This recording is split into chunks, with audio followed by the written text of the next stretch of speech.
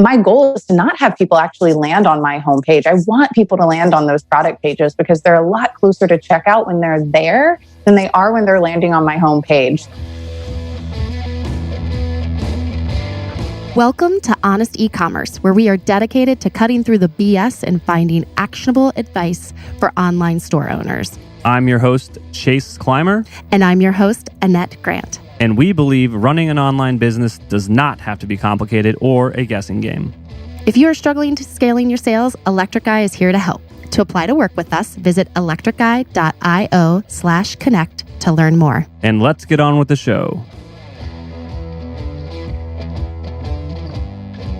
On this episode of Honest Ecommerce, we welcome Tracey Wallace, the founder and CEO of Doris Sleep, a sustainable bed pillow company.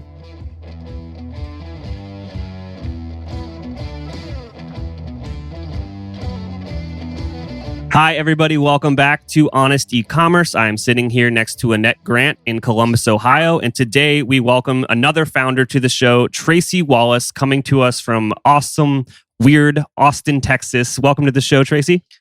Hi, thank you so much for having me. Awesome. So you've got a really unique journey. So you went from BigCommerce and then pivoted out from there to now owning your own brand and being the CEO and founder of Doris Sleep. So, I'm sure that there was a big process there, but kind of walk us through that journey.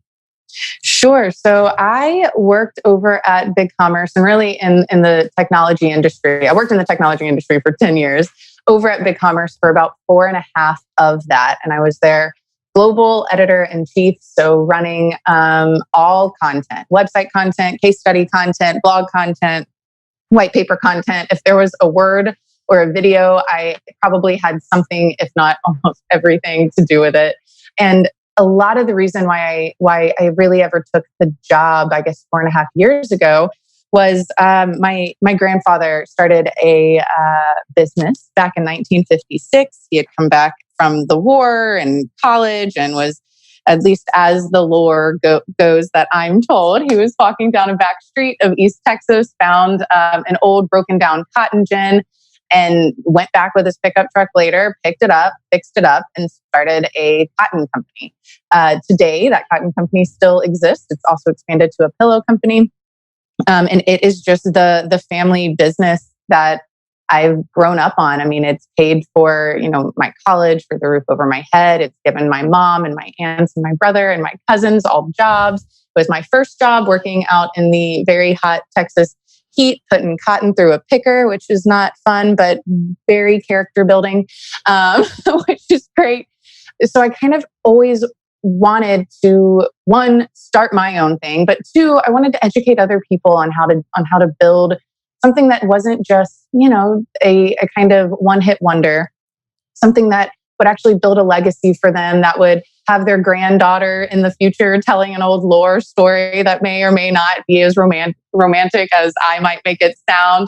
And a big part of that was really diving into the platform, really educating people on exactly how to use it, as well as how not to fall for some get-rich-quick schemes, essentially, how to really build real brands. And about 3.5 years into that process, I was like, all right, I need to stop telling people how to do this. And I was very honest with people. I've spoken at a lot of events, written a bunch of books, and I was very honest about, hey, I don't do this. This is not my world. I don't do this. I just interview and talk to the people who do. So all of my advice, everything that I'm talking to you about, comes to you through the lens of these are the most helpful tips that I've curated by talking to and interviewing people who are making, more than 10 million in annual revenue through an online store.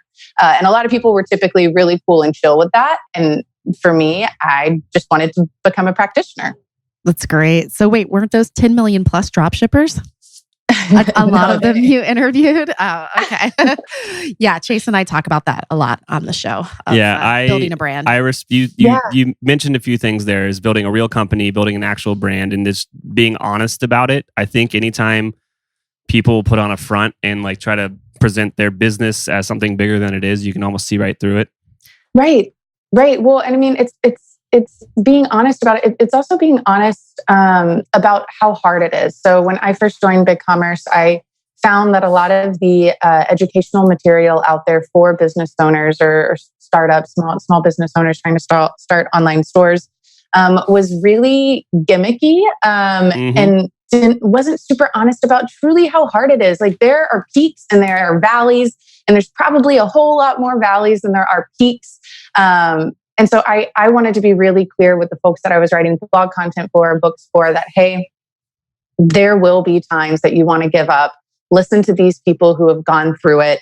Here's how you get your finances in order. Here's how not to be wooed by the next big Facebook release of something or whatever it might be. Really, really trying to help people understand, one or both, that this is hard, but two, it's rewarding. You are one of my favorite guests so far. Thank you so much. Because all right, so if I kind of, I'm going to be honest now too. That's probably my least favorite thing about Shopify is they don't do it purposely or they'd get sued. But there is almost a underbelly of get rich quick schemes on the internet where people find the platform, think that they're going to be an internet millionaire, put $5 behind Facebook ads to make $5 million. I hate that. It's untrue, and it produces this weird, collection of almost like, I'll sell you a get rich quick scheme course to help you get rich by selling courses of other get rich quick schemes. Like, I hate it. No, I mean, God, man, I get so irritated every time I see people launch online courses about how to do it, the XYZ thing I did to get to the point where I am now making $1 million a year. And I'm like, oh my God, like you are the 0.00001% of people that's ever going to work for. And on top of that, the reason it worked for you, person who's creating the course, is because you were the only one that was doing it. Now, if you have 1,000, 2,000, 5,000 other people going and doing that exact same thing, it's not going to work for them the way that it worked for you. And it's a waste of their money. Yep. And this to kind of double down on that kind of like, this is how it worked for me. Especially with Facebook ads, they're like, I made, $250,000 off this $5,000 ad, right? And you're like, that's crazy return. Like, yeah, but that's also probably the 1,000th iteration of that ad, and they finally hit that unicorn. No one talks about all the ones they did before that. Right. Or how much money they lost. I mean, for instance, so I ran my first Facebook ad in January. And this is somebody I have been writing about everything e-commerce for a very long time, researching it, interviewing people. Like technically, I should know. Technically, I should know how to do this. And I launched Facebook ads and then forgot to turn them off. Oh no!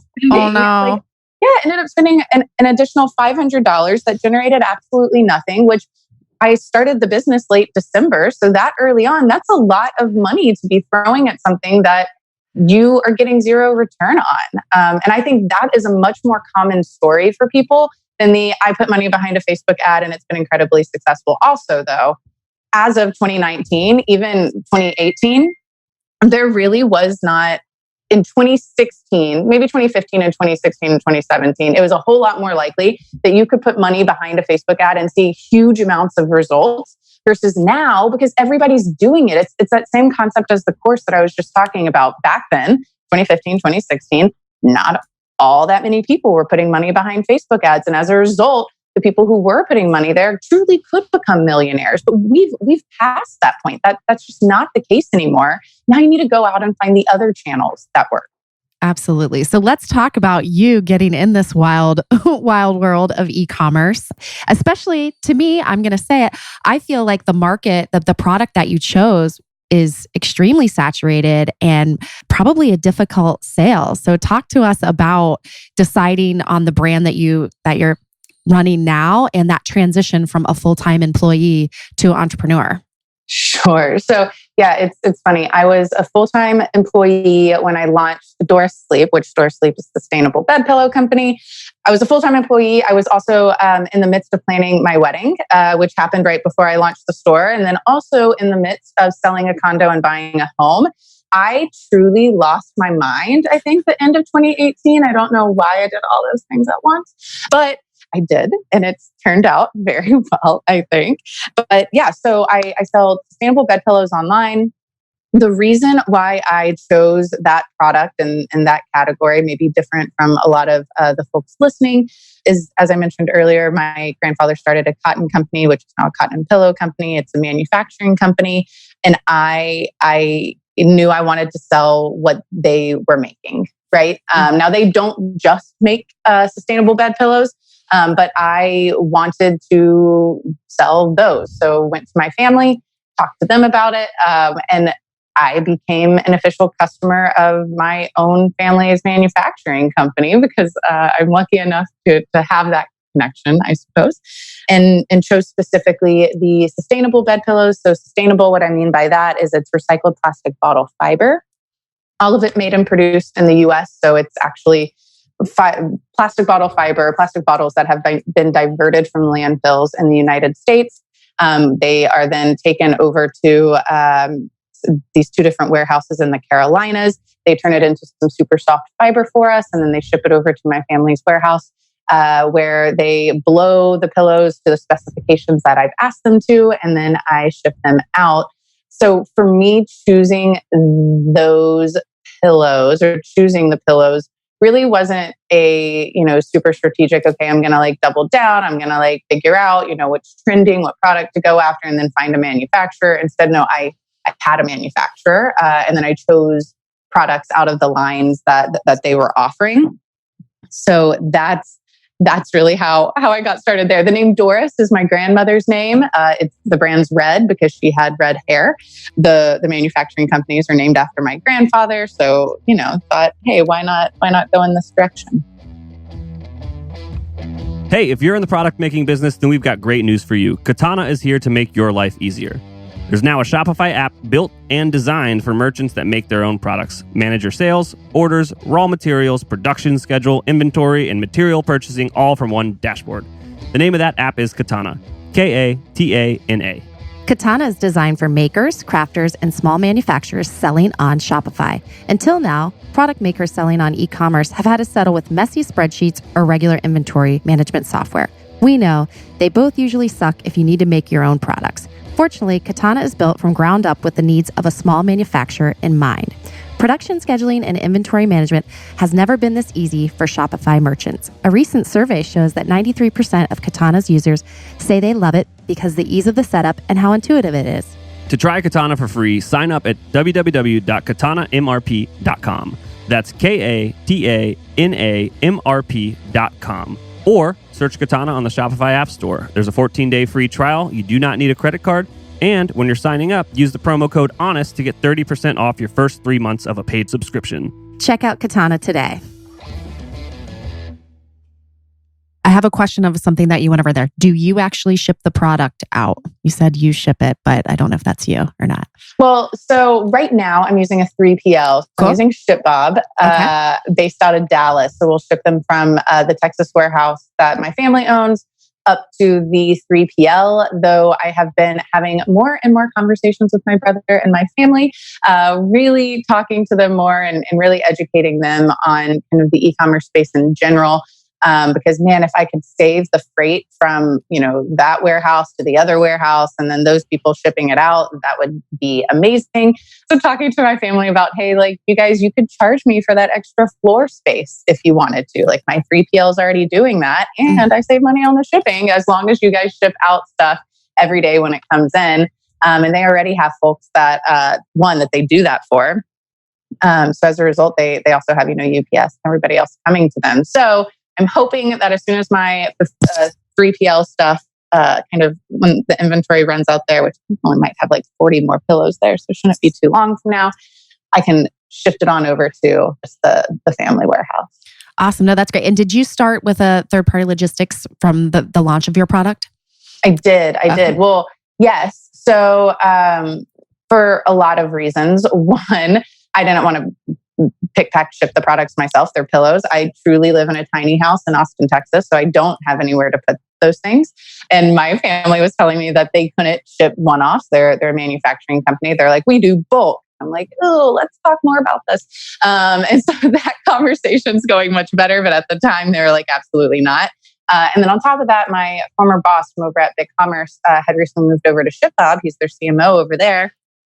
I talked to him while he was at BigCommerce a lot about launching this company. He was actually really helpful in being like, dude, you keep talking about this. I just plain don't believe you're going to do it. And I was like, oh, all right, proving you wrong, which is really how it kind of got started. So he moved over to ShipBob, and I just chatted with him. He got me hooked up with some of the great folks over there, and now I just know their teams really well, and they're great people. So I wanted to work with them.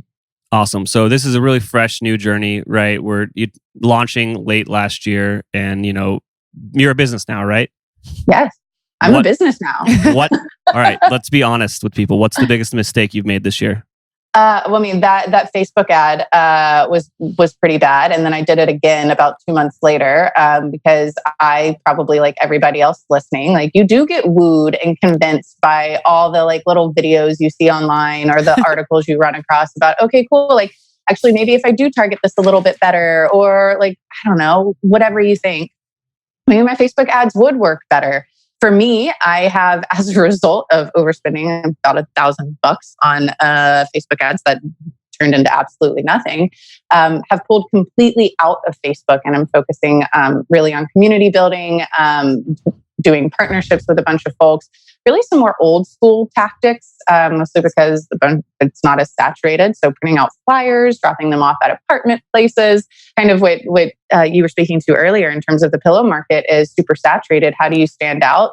For me, a big part of the standing out is really focusing my targeting on the folks in Texas, at least for right now, and putting some Texas branding around it, at least in print and flyers and things that I'm getting out there, and in some of the partnerships that I'm doing, even looking at billboards, because you can buy a billboard on I-10, which is one of the most trafficked highways in the United States.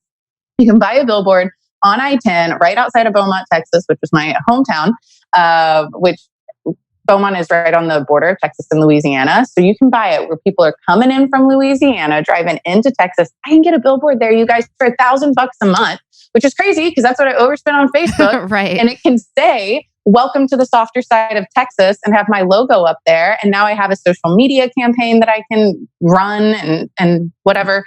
And even just test that out. How much traffic is that actually driving? My wife currently is the big blocker there. She's like, please do not spend $1,000 on a billboard in like nowhere, Texas. I'm like, okay, yeah. The story. I'm gonna be on your side and say the story itself, like the content that you could produce around the billboard, would be it's amazing. Cool. Yeah. So, I'm going to say you're the first person on our Honest Ecommerce podcast that said anything about a billboard. So we thank you for that. So yeah, no, I mean, I think billboards are really important. Especially because so many people are focusing and doubling down really hard on paid acquisition channel. I mean, billboard's a paid acquisition channel as well, but Facebook paid acquisition. That, man, it's just so saturated there. It's so hard, I think, for brands that aren't in like highly venture backed, right? I've even had venture folks or venture investors come to me asking if they can invest, and I'm like, no, not yet. Like, I don't want the money right now. I want to do this my way. I also don't want to give up any ownership, which is a big part of it as well. But so many brands out there are venture backed. On top of that, a lot of the legacy brands are really getting into the game. All of those people can outspend you like every second. Like it's just like you don't have that scale. I don't have that scale. Maybe y'all do. So as a result, I'm trying to figure out, okay, where aren't they spending money? I was chatting with a guy here in Austin not too long ago who is super influential and helpful in getting Outdoor Voices to the level and place that it's at now. And I was telling him my billboard idea. He's also for it. And he was giving me an example that, here in Austin, one of the first things that Outdoor Voices did, so Outdoor Voices was located in New York City. Then they moved their headquarters down to Austin, Texas. One of the first things they did is there's this old rundown building on the site of Mopac, which is a busy, big highway here in Austin, that was right next to the like lake and the trail where like people go running and biking and all of that jazz. There's this old rundown building that happened to have attached to it a billboard that was like clearly viewable as you were going down that highway. And he said one of the first things they did was they bought that building, they painted it blue, and now they own that billboard and they can put anything up there that they want. And me and my wife were riding our bikes the other day and we rode by it and she was like, oh man, I didn't even know Outdoor Voices had this here. This is so cool, da da da. And I'm like, that's what every single person driving by this thinks. And he was like, that billboard, he's like, clearly it's hard to 100% attribute it to it. He's like, but it was so influential in making sure that Austinites knew that we were here and that we were doubling down on the city. And I'm like, man, like billboards work. Yes. No, that's a interesting story. And everybody check out Outdoor Voices if you haven't. They are an amazing brand that's grown tremendously, very fast. Yeah. So let's chat about, because I know our listeners and myself included, let's talk about BigCommerce. I'm Shopify for life. So I want to, but I need to know what else is out there. So talk to us about BigCommerce and what you think. Obviously you work for them, so you had some, familiarity. But talk to us about the pluses there that people might be interested in. Sure. So I think so typically I've gone to a lot of shows. I've talked to a bunch of Shopify folks. I've talked to people who've been on Shopify, switched to BigCommerce to Shopify, so on and whatever. Almost every single person I talk to about their e-commerce platform compares it to a marriage. And they're like, there are really good days and there are really bad days. And it's just part of it, right? That said, I typically begin by asking people kind of what products they're selling, as well as what their familiarity is with e-commerce. Because what I find is that folks who are a lot newer to e-commerce and don't have any maybe technical e-commerce experience, or are only selling a few products, typically like and do better on Shopify. And that's because Shopify is a lot easier to get up and running and started. I mean, you sign up and you can immediately begin processing payments, right? Like the way that they just have the setup done. You're using Shopify Pay, right? BigCommerce isn't like that. And BigCommerce wasn't built for that. BigCommerce, their kind of base target audience or the folks that they market to are folks who are already making at least 100K in annual online sales. And that's still pretty low, right? They're really looking for the folks who are making at least $1 million. And that's because that's when the platform's really going to be able to work incredibly well for you.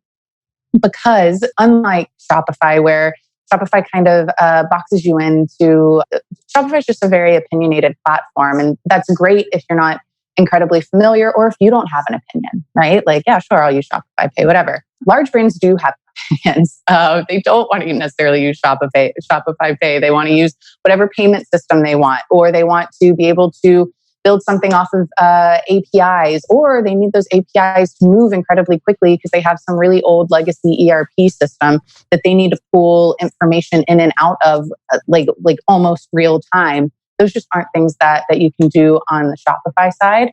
For me, I guess other than e-commerce experience, I only have a few products. So that I guess would have put me in the Shopify camp. But a big reason why I went with BigCommerce was for the SEO capabilities. I just didn't want that /collections in my URL structure. I also, my background's in content marketing and SEO. A big part of my strategy is content marketing and SEO, which means I need to be able to get in and mess with my robots text in order to make sure everything looks the way that I want it to.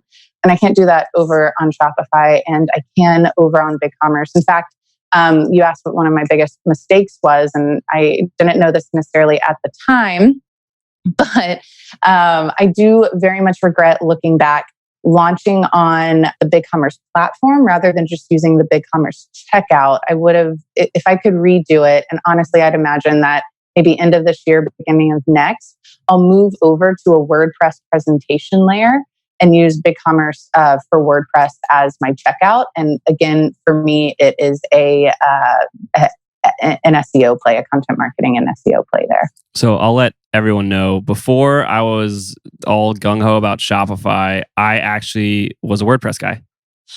And I built a lot of WordPress sites, and I miss the WordPress blogging platform so much. Compared to Shopify, it's night and day. But with that being said, I am helping people sell stuff, and Shopify is amazing at that. And I understand everything you were saying about the limitations of Shopify versus BigCommerce. There's a thing that I see go around though a bit, and it's talking about this headless CMS or is that, am I saying that right? Could you kind of explain that to our listeners and heck, even kind of myself? Annette's over here all wide-eyed. She's like, oh, it's a term I haven't heard. Yeah, never. Yeah, so headless commerce is what a lot of people are really banking on right now. BigCommerce is not the only platform to be doubling down in headless commerce. It's probably maybe the only SaaS platform, but there are other players in the game like Elastic Path or Molten or Commerce Tools. I think it's the other one. It's more popular over in Europe. Headless commerce is essentially the decoupling of the presentation layer from the actual platform itself. And that is because platforms like BigCommerce and Shopify aren't great at the blogging capabilities. They aren't fantastic always at the SEO stuff, which is a really like terrible way to talk about it as like an expert in SEO over here. Anyway, they aren't necessarily very good at those things, but a lot of CMS systems are. In fact, that's what they were built for. On top of that, CMS systems like, WordPress or Drupal, or you can even think like, Adobe Creative Experience, or there's a bunch of them out there. Those platforms are built specifically not only for SEO and content marketing, but they are built for true online experiences. And given what we are seeing in terms of the rise of acquisition costs through paid social channels, as well as legacy brands really coming in with their own money, a big kind of piece of the puzzle that a lot of people are betting on is you have to provide a crazy cool online experience. You have to build out a very strong organic traffic or organic audience acquisition channel in order to actually be able to afford the paid acquisition stuff, because the paid acquisition stuff is just, at this point, it's rent, right? You have to pay it. It's kind of part of being online. But how do you offset that? How do you continue to grow your base? A lot of people are really betting on online experiences and that content marketing side, content marketing and SEO. And e-commerce platforms like BigCommerce and Shopify just plain don't do those things incredibly well, at least to the level of differentiation, right? They're really great at getting you up and running and being able to help check you out.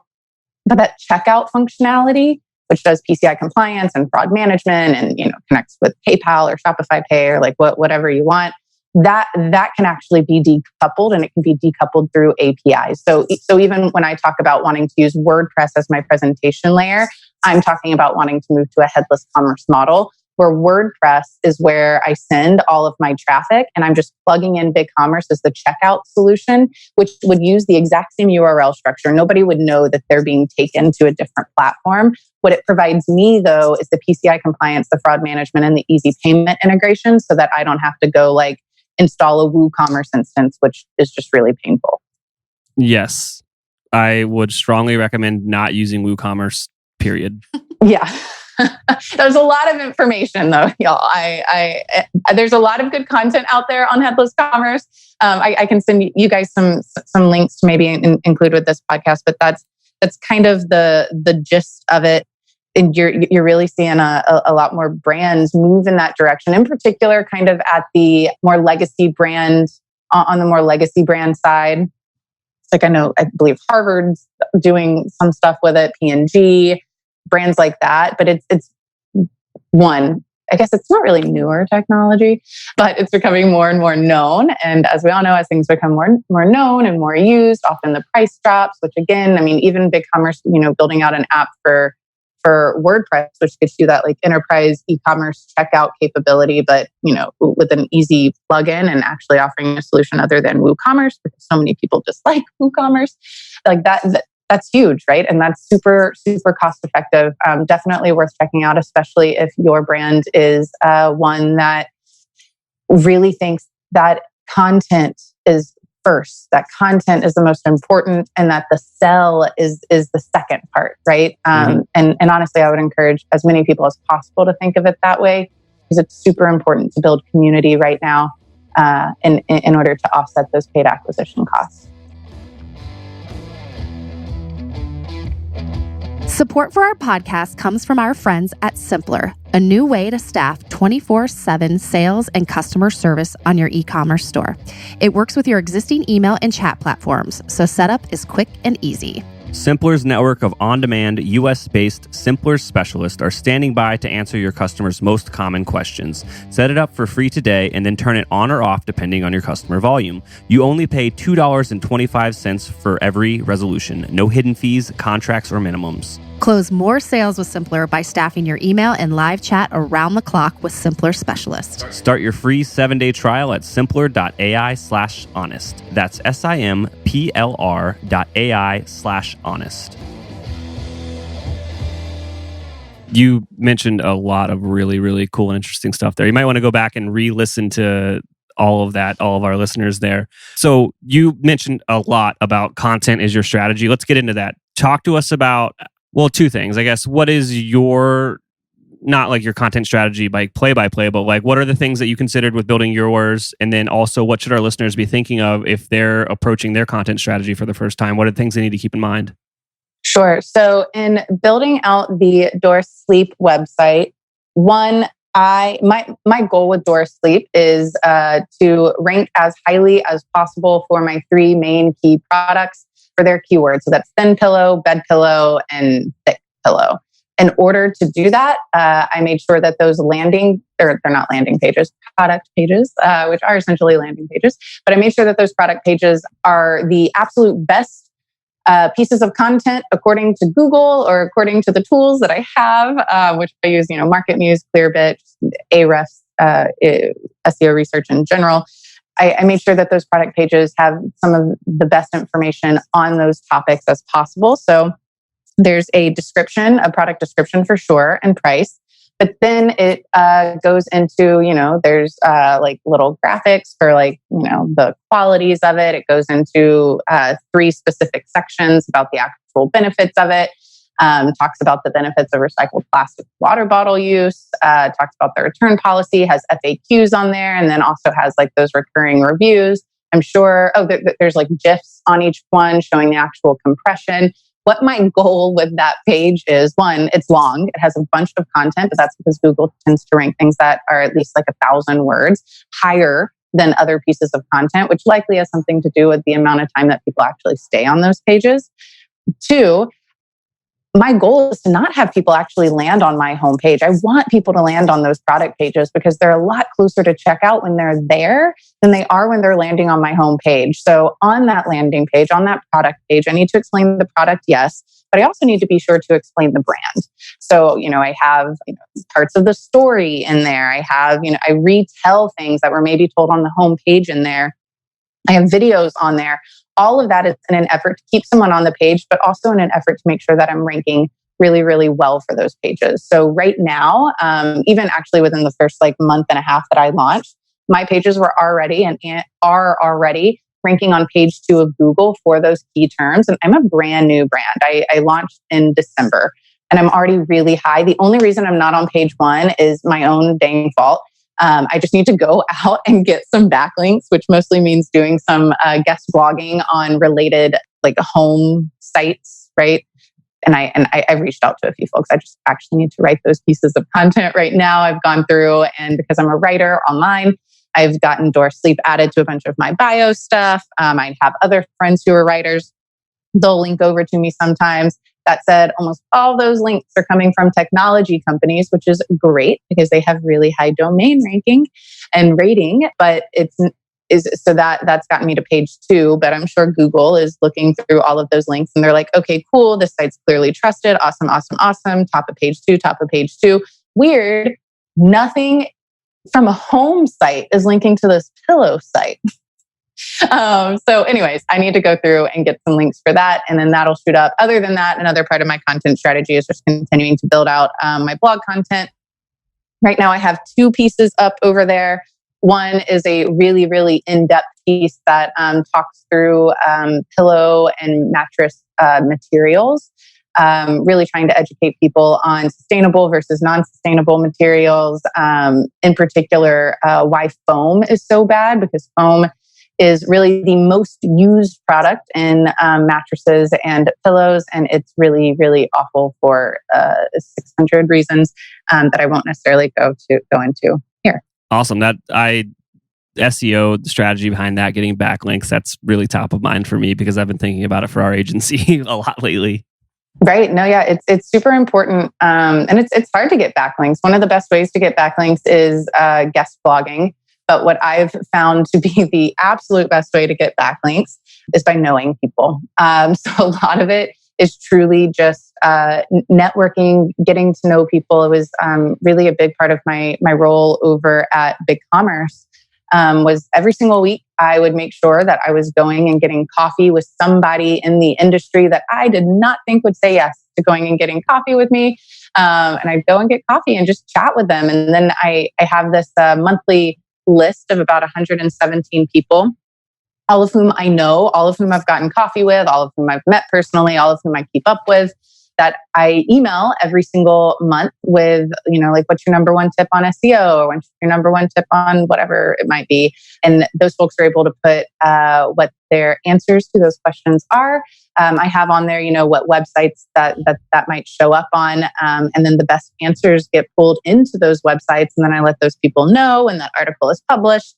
And it's just a really good way, at least for me, one, to stay in touch with all of those people, because a lot of them will message back, I'm in Austin, let's grab coffee, whatever it is. And the answer is always yes, absolutely. And then two, it's me just constantly providing value back to, my network, which makes it easy then when I'm like, hey, I just launched a business. Can you please go and link this in, all of these relevant places and pages on your site? The answer is almost always yes. So if you were listening and you were wondering how to make things incredibly easier for yourself, or so much easier for yourself, building a network is 100% in it, and making sure that you are providing as much value to that network as possible on a regular basis, rather than asking for anything, and only asking for things when it's super important and also easy. Giving backlinks is pretty easy. Yeah, I mean, genuine human connection is the number one way to do business. I can't tell you how many times people reach out to our agency or the podcast and they're ask, and they never want to give any value to us. That's the wrong way to build a partnership. That's the wrong way to build a connection. You need to go to somebody and try to give them value first. Right. And a lot of times that value is truly just talking to somebody. I give this advice a lot. So it was my former boss, who's now the CMO over at ShipBob, who, when he joined the company, told me and my coworker, my colleague, he was like, I want you guys to go do this. I want y'all to get better at networking, at having these coffee dates. And I was super reluctant to do it. I come from, small town, East Texas, where I was taught that if you work hard and are nice to people, that you will succeed, right? And I just kind of always, in my gut, for better or worse, really hated this idea of this old boys club, or any kind of club, anything where the entry was who you know. I was like, this bullshit. It's just messed up. A lot of these people may or may not have worked for what they've gotten. Why is network the thing? Truly, it used to very, very much upset me.